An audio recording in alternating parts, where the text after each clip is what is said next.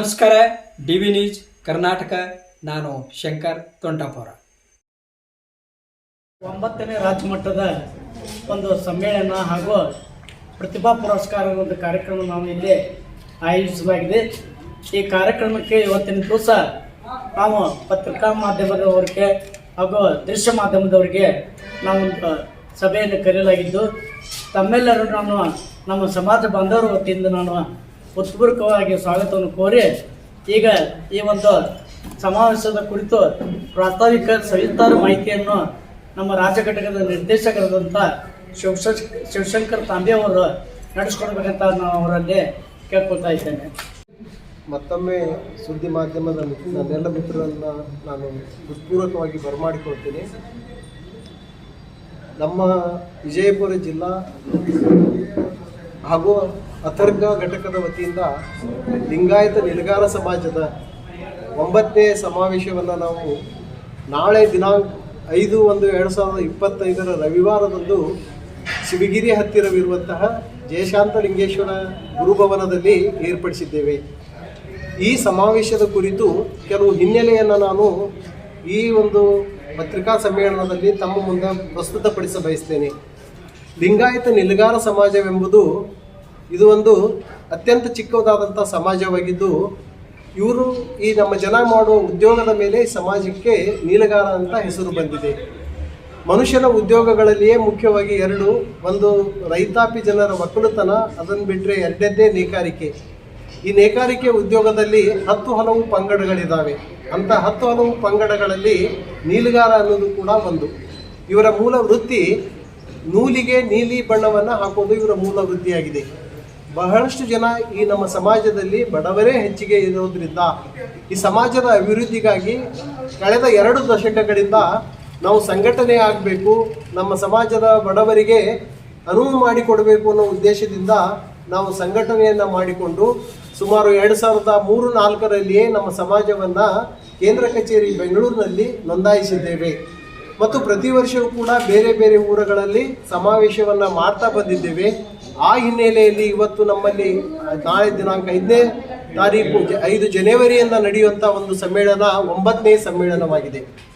ನಮ್ಮ ಈ ಸಮಾಜದ ಮೂಲ ಉದ್ದೇಶ ಏನಪ್ಪ ಅಂತಂದರೆ, ಮೊದಲಿಗೆ ಬಡವರಿಗೆ ಸಹಾಯ ಮಾಡೋದು, ಎರಡನೇದು ಬಡ ಮಕ್ಕಳಿಗೆ ಸರ್ಕಾರಿ ಬ್ಯಾಂಕ್ ಸ್ಥಾಪನೆ ಮಾಡುವುದು, ನಮ್ಮದೇ ಆದಂಥ ವಿದ್ಯಾಸಂಸ್ಥೆಗಳನ್ನು ಪ್ರಾರಂಭ ಮಾಡುವುದು ಮತ್ತು ಜೊತೆಗೆ ಇನ್ನೂ ಹಲವು ಕಾರ್ಯಗಳನ್ನು ಮಾಡುವುದರ ಮುಖಾಂತರ ನಮ್ಮಲ್ಲಿರುವಂಥ ಬಡವರಿಗೆ ಅನುವು ಮಾಡಿಕೊಡ್ಬೇಕನ್ನುವಂಥ ಉದ್ದೇಶದೊಂದಿಗೆ ನಾವು ಪ್ರತಿ ವರ್ಷವೂ ಕೂಡ ಒಂದು ಊರಿನಲ್ಲಿ ಒಟ್ಟಾಗಿ ಸೇರಿ ಸುಮಾರು 1,000 ಜನರವರೆಗೂ ಕೂಡ ಸಮಾವೇಶಕ್ಕೆ ಜನರು ಆಗಮಿಸ್ತಾರೆ. ಹಲವು ವಿಚಾರಗಳ ಚರ್ಚೆ ಮಾಡ್ತಾರೆ. ಚರ್ಚೆ ಮಾಡುವುದರ ಜೊತೆಗೆ ಪ್ರತಿಭಾ ಪುರಸ್ಕಾರವನ್ನು ಕೂಡ ನಾವು ಕೈಗೊಳ್ಳುತ್ತೇವೆ.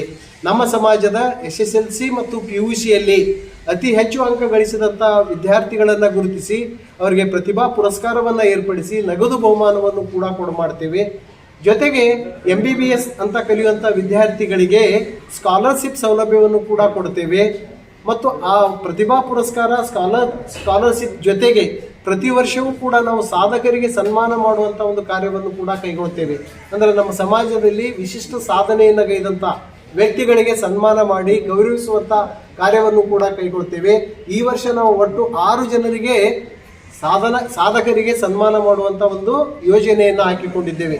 ಅದರಲ್ಲಿ 23 ವರ್ಷಗಳವರೆಗೆ ಸೈನ್ಯದಲ್ಲಿ ಸೇವೆ ಸಲ್ಲಿಸಿ ನಿವೃತ್ತಿಯಾಗಿ ಬಂದಂಥವರಿಗೆ, PhD ಮಾಡಿ ಡಾಕ್ಟರೇಟ್ ಪಡೆದುಕೊಂಡಂಥ ಒಂದು 2 ಮತ್ತು ಒಬ್ಬ ವಿದ್ಯಾರ್ಥಿ ಕಿಕ್ ಬಾಕ್ಸಿಂಗ್ ಸ್ಪರ್ಧೆಯಲ್ಲಿ ರಾಷ್ಟ್ರಮಟ್ಟಕ್ಕೆ ಆಯ್ಕೆಯಾಗಿದ್ದಾನೆ, ಅವನನ್ನು ಕೂಡ ಸನ್ಮಾನ ಮಾಡ್ತೇವೆ. ಮತ್ತು ಸಹಕಾರಿ ಬ್ಯಾಂಕಿಗೆ ಅವಿರೋಧವಾಗಿ ಆಯ್ಕೆಯಾದಂಥ ವ್ಯಕ್ತಿಗೆ ಕೂಡ ನಾವು ಸನ್ಮಾನ ಮಾಡ್ತೇವೆ. ಜೊತೆಗೆ ಒಬ್ಬರು ಸಾಹಿತಿಗಳು ಸುಮಾರು 5 ಪುಸ್ತಕಗಳನ್ನು ಪ್ರಕಟಿಸಿದ್ದಾರೆ, ಅವರಿಗೂ ಕೂಡ ಸನ್ಮಾನ ಕಾರ್ಯಕ್ರಮ ಮಾಡ್ತೇವೆ. ಅದರ ಜೊತೆಗೆ ನಮ್ಮ ಸಮಾಜದಲ್ಲಿ 80 ವರ್ಷಕ್ಕಿಂತಲೂ ಹೆಚ್ಚು ವಯೋಮಾನದ ಇದ್ದಂಥ ವ್ಯಕ್ತಿಗಳನ್ನು ಗೌರವಿಸುವ ದ್ಯೋತಕವಾಗಿ ಅವರಿಗೂ ಕೂಡ ಸನ್ಮಾನ ಮಾಡ್ತೇವೆ. ಒಂದು ವಿಚಾರ ಹೇಳ್ತಾರೆ, 84 ವರ್ಷ ಒಬ್ಬ ವ್ಯಕ್ತಿ ಬದುಕಿದರೆ ಅವನ ಜೀವನದಲ್ಲಿ 100 ಚಂದ್ರನ ದರ್ಶನ ಆಗಿರ್ತದೆ ಅಂತ ಒಂದು ಪ್ರತೀತಿ ಇದೆ. 100 ಹುಣ್ಣಿಮೆಗಳನ್ನು ಆತ ಕಂಡಿರ್ತಾನೆ. ಅವರಿಗೆ ಒಂದು ವಿಶಿಷ್ಟವಾದ ಸನ್ಮಾನ ಇದೆ. ಅದರ ಜೊತೆ 80 ವರ್ಷ ಆದವರಿಗೂ ಕೂಡ ಸನ್ಮಾನ ಮಾಡ್ತೇವೆ. ಜೊತೆಗೆ ಮಧ್ಯಾಹ್ನದಲ್ಲಿ ಚರ್ಚೆಗಳನ್ನು ಮಾಡಿ ಮುಂದಿನ ದಿನಮಾನಗಳಲ್ಲಿ ನಾವು ಇನ್ನೂ ಸಾಧಿಸಬೇಕಾದಂಥ ಗುರಿಗಳನ್ನು ಹಾಕಿಕೊಂಡು ಆ ದಿಶೆಯಲ್ಲಿ ಕಾರ್ಯಪ್ರವೃತ್ತರಾಗ್ತೇವೆ ಅಂತ ನಾನು ನಮ್ಮ 5ನೇ ತಾರೀಕು ಜರುಗುವ ಸಮ್ಮೇಳನದ ಕುರಿತು ಒಂದೆರಡು ಅನಿಸಿಕೆಗಳನ್ನು ತಮ್ಮ ಮುಂದೆ ವ್ಯಕ್ತಪಡಿಸಲು ಬಯಸಿದ್ದೇನೆ. ನಮ್ಮ ಈ 9ನೇ ರಾಜ್ಯ ಮಟ್ಟದ ಸಮಾವೇಶಕ್ಕೆ 3 ಜನ ಪೂಜ್ಯರನ್ನು ನಾವು ಆಹ್ವಾನಿಸಿದ್ದೇವೆ.